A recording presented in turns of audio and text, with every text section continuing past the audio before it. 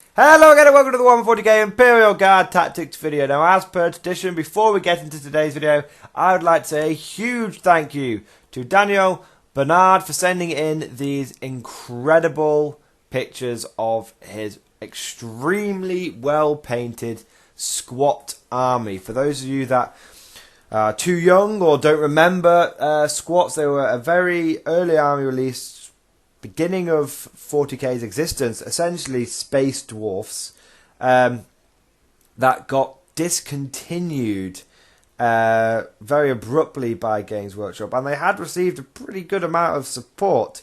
And so whenever you hear of something being squatted or it's just Games Workshop unfairly discontinuing something.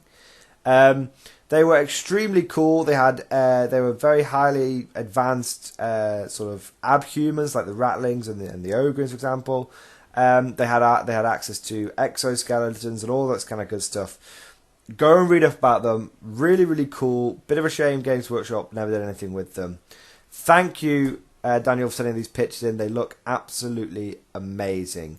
You can tell there's a very good mix of original squat models plus some converted models.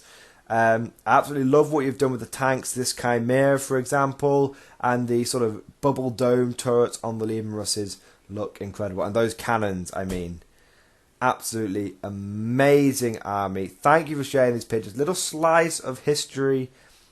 Really, really impressive force. So, without further ado, let's get on with today's video. Now, we're going to be reviewing today one of the totally not formations specialist attachments from the Vigilus Defiant book. So, we're looking at the Imperial Guard attachment today, and we're going to be looking at the Emperor's Conclave Infantry Company. Now, we're going to be looking at this because obviously I'm going back to my roots. I'm going Mordian 50th Rifles. I'm looking at pure infantry. Now, I want to have I'm going competitive with this. I want to have every advantage that I can get. And so I need to take a look at things like specialist attachments in order for me to be able to get the most out of my army.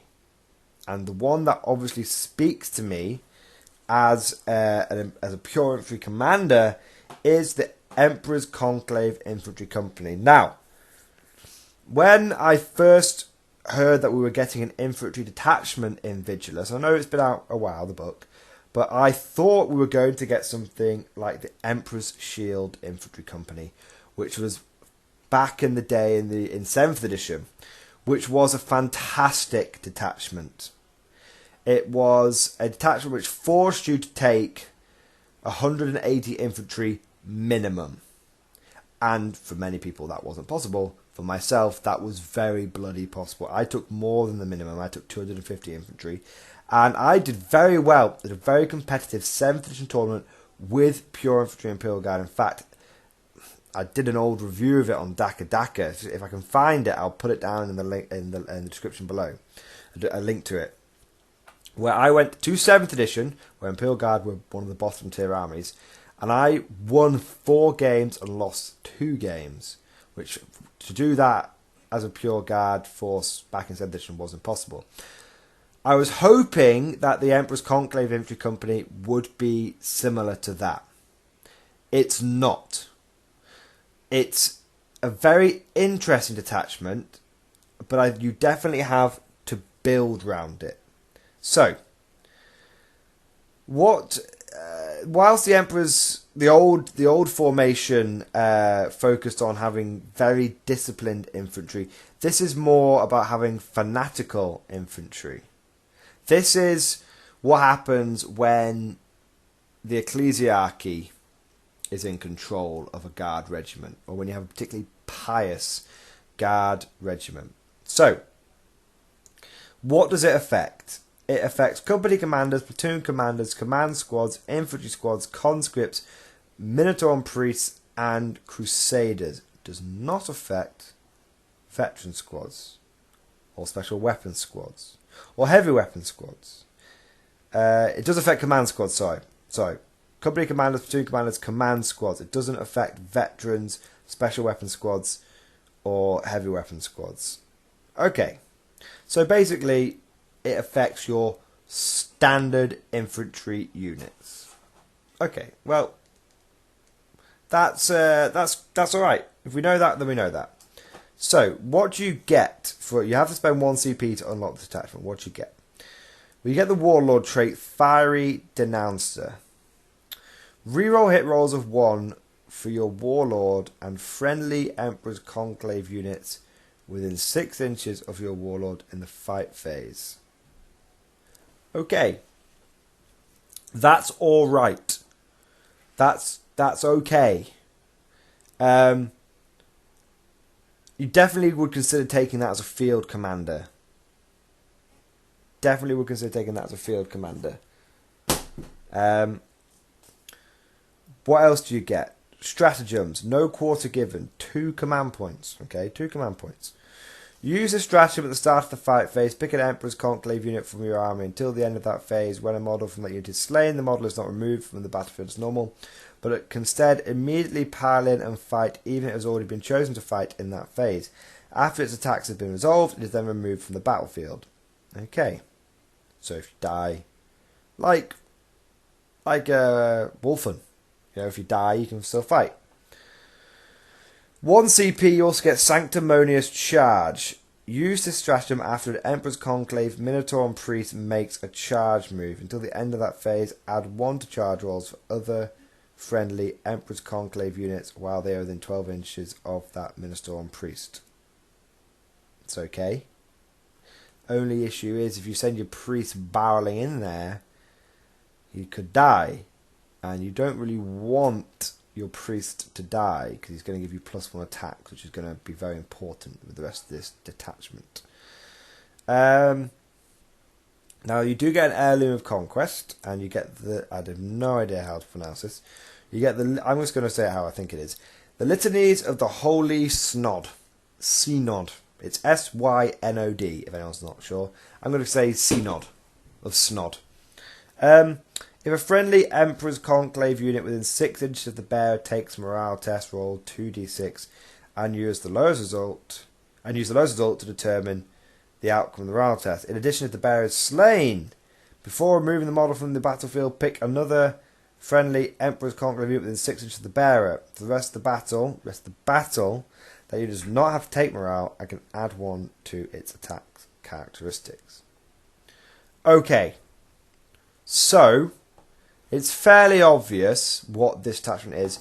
This is a close combat guard detachment, which is unusual. Very different tack to what Games Workshop was given to us with the other regiments and has given to us in the past. Normally, they have really focused on making guard shooting really good. With this, they've really tried to give you a boost to your close combat. I mean, you have reroll 1s to hit in the fight phase. You have, if you die, you can still fight. You have +1 to your charge move. You have less leadership issues, so you can still, so you can make it to the enemy. And if someone dies, and you can add 1 to the morale, to the attacks.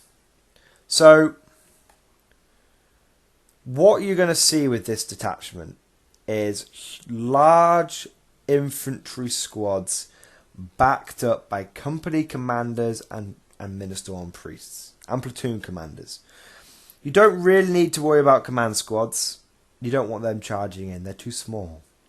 The one advantage that command squads do have, I suppose, is you can give every single one of them a las pistol and chainsaw, which means you can get, for 24 points, 8 attacks. Not to be overlooked. That was my favourite way of running my command squads back in 7th edition, because it was cheap, and it was a good, cheap counter-attack unit. But how you're obviously going to run this is you're going to have huge amounts of infantry. Huge amounts of infantry, backed up by company commanders, platoon commanders administer on priests. Now you can take Crusaders. Do not. The other completely opposite way of running this is as a Crusader bomb. Pardon me. Quick drink. So, we'll focus on the first one. Large bodies of infantry, which you give a priest to. So everyone near that priest is getting 2 attacks. Power weapons in every squad. Power weapons are cheap now. No heavy weapons in the units. You're looking at flamers, melter guns, power weapons. Maybe, if you're not taking that heavy weapon, plasma pistols. That's what you're looking at, because you want to be moving, charging, getting up into the enemy's face. And plasma pistols can give you an extra shot, because it's all well and good attacking the enemy in close combat. Pardon me. Attacking the enemy in close combat. You want to also soften them up before you go in there. Okay? Now, the reroll ones to hit for the Fiery Denouncer Warlord trait's really interesting, because you can get reroll ones to hit for your Warlord and Friendly Emperor Conclave units within 6 inches. That's really good. Because think about this, you can have that on one sort of, let's say you're breaking this down into a mass infantry attack wave. Let's say you're doing that, right? Let's say you're having 60 men in one attack blob, 60 men in another attack blob.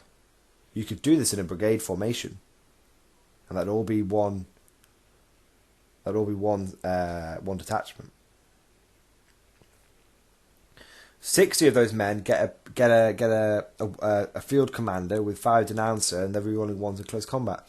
The other 60 men you can put with Commissar Yarrick, and he gives you reroll ones in shooting, but also it's in close combat as well. It's just a reroll to 1 hit buffer. So then you've got 120 guys all rerolling ones to hit in close combat, and half of them will be doing it in the shooting phase as well. That's very interesting, very tasty. The way you kind of do this, how I imagine you do this, is you get yourself up the field, and how I imagine you could do this is, you want to be blob squadding. You want to be using consolidated squads. Now, there's 2 ways you can do this. You can either just before you make a charge, well, in the turn that you're going to make a charge, consolidate the 2 squads together, slap down no quarter, charge them in, slap down no quarter given on them, and then you've got 20 guys who have got all the other buffs, but anytime any one of them dies, they will get to fight again. And in that case, you would almost be like pulling off your sergeants with power weapons first to get an extra load of power weapon attacks in there. The other way you can do it, which I have done, is you from turn 1 you combine those squads together, but you make it so the enemy doesn't want to shoot them. So you've got things like Psychic Barrier, Night Shroud, Take Cover, and you put that on that blob squad each time. So the opponent's like, I'm not going to bother shooting them, I'll shoot the other squads which don't have those buffs on. And by the time you get into combat with the enemy, which is probably going to be about turn 3, you've got a 30, potentially 40 man blob.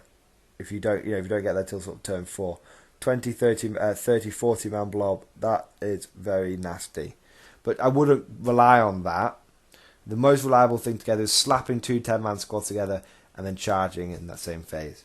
The fact you get +1 to charge, the Sanctimonious Charge thing is good because it gives you +1 to charge, and it's within 12 inches of Ministorum Priest, so your priest can really buff. If you put this on a priest and he charges in, it's a 12-inch bubble. It's a 24-inch bubble. It's 12 inches on either side. That's that's a lot. That is a lot of dudes which are getting +1 to the charge range.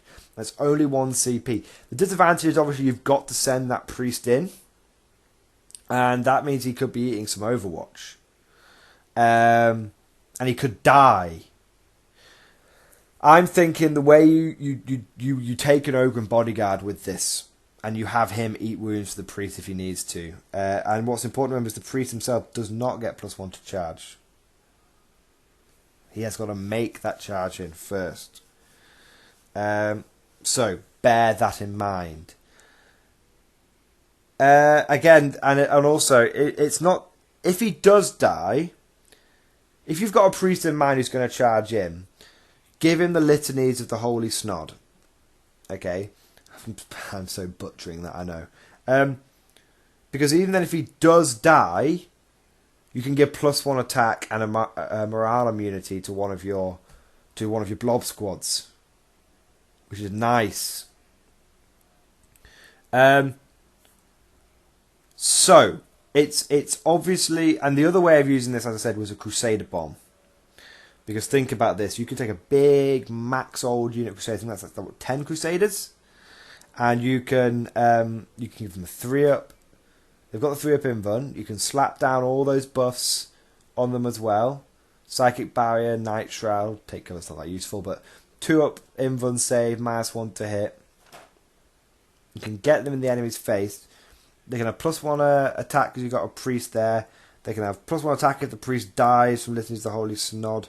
They can have, and then if any of those Crusaders die, they get to fight anyway. So, very good. How would I use this regiment? Giving the game away there, haven't I? Which regiment would I use with this formation? There's a very obvious one, and there's a bit of a less obvious one. Okay.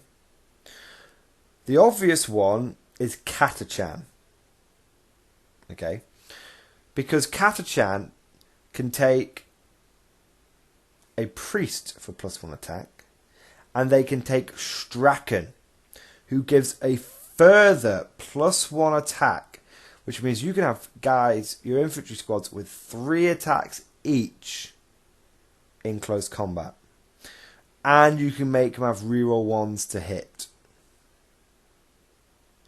And then if the priest with the litanies of the holy, or the guy who's got the litanies dies, you go up to 4 attacks per guy on a 20-man blob. That's insane. And then if any of them die, they get to fight again. So that's the obvious one. The slightly less obvious one, the one issue I have with that is Katachans. They're as religious as the next guardsmen, but they're not overly known to have a great presence of ecclesiarchy in their ranks. You know, Katachans are Death World fighters. You know, they don't have, you know, they're no nonsense kind of people. Like they are loyal and they worship the emperor, but they're not known for being religious zealots. They're known for being gung ho. So, this sort of the fluff doesn't quite fit them. The second regiment, which I think would very much use an Emperor's Conclave Infantry Company, is the Talan. Talan in the fluff are known for their heavy religious beliefs. Heavy. To their detriment. You know, that's one of their... they are very pure of spirit, but on the other hand, they're emperor botherers. They can grate on the nerves of other regiments. These guys, and the thing about Talan is they can move, because you're going to want to get into combat, right? So you're going to want to move and advance. Talan can move and advance and still get to shoot. So Talan would actually be really powerful. So while so think about this. The Katachans are going to be moving and advancing, which means they're not going to be shooting. Okay. Also, I should say, obviously, Katachans have strength 4. Really good for combat. Don't want to forget that for anyone says. But the Katachans are moving and advancing and not shooting, and then by turn 3 getting into combat. That's a lot of firepower that you're potentially giving up. Talan can move, advance, and still shoot with no penalty. And can still take first rank fire, second rank fire. And they can do that twice. And then Turn 3 is likely when you're going to start getting into combat with people. So what you have to ask yourself is this. What you have to ask it. So Catachans get 1 round of shooting. Typically, they're going to shoot the round before they charge in. And then they get an extra attack per guy near Strachan, so on one of the platoons. If they get everyone in. I mean, are you going to get everyone in and still be within 6 inches of Strachan? Probably not. So what you're looking at, like, I'll be generous, 40 guys, so 40 extra attacks, 40 strength 4 attacks. Okay. Versus, I mean, that's being very generous. 30 is realistic. 30 guys, because you can't conga line too many back, remember, because then you're losing attacks. 30 guys, 30 extra attacks, thanks to Strachan. Or move and advance with the Talan, first rank fire, second rank fire, with everyone. So that's an additional 60 lasgun shots in the first wave. Move and advance again, probably get within rapid fire range. 60 guys get another. Well, that's a lot of shots, isn't it? It's another 2 shots per guy. So 120 shots. Some might have died. Let's say 100. If not, and then you have to move, not advance, shoot again. First rank fire, second rank fire. Let's say another 80 shots. And then charge in. So on the one hand, the Catachans have got an extra attack per guy. Strength 4, great. The Talan are there, moving, advancing, and shooting. I actually think this is way, way, way more effective on Talan. Way more effective. And then, because you're moving and advancing and still getting to shoot, and you brought Yarrick along, as we discussed at the beginning, you're getting reroll 1s to hit on those shots as well as reroll 1s to hit in combat. I just think it makes so much sense. You have 180 guys. You have huge. You could take 120 guys and you have a little battalion which is providing fire support of some variety. Or you just have everyone charging forward. You can't go wrong. You couldn't go wrong with taking lots of these attachments. That would be interesting. I don't know if you can take multiple special attachments. I think it'd be nice if you could. So yeah, think about that. I think Talana, a bit of a hidden gem with this one. Stormtrooper regiment, regimental doctrine, as we've discussed, you don't have to put it on Tempestus. Could benefit because you'll be getting into half range and you'll be getting shots, but again, not so much. Mordian, they do like to get up close and personal. They definitely benefit from it. Cadian would most certainly not benefit from this. Valhallan wouldn't be like, they'd be like Mordians. They don't mind if they have it or not. Catachan, as you said, very much so. Now, I don't know if you can take this with Krieg. I think I remember reading when this first came out that you can't, because Krieg don't have access to any of these units, company commanders, platoon commanders, command squads, infantry squads. They don't have access. They've got their own thing, which is Death Corps of Infantry, Death Corps of Krieg Infantry Squad. It's not the same. So I don't know.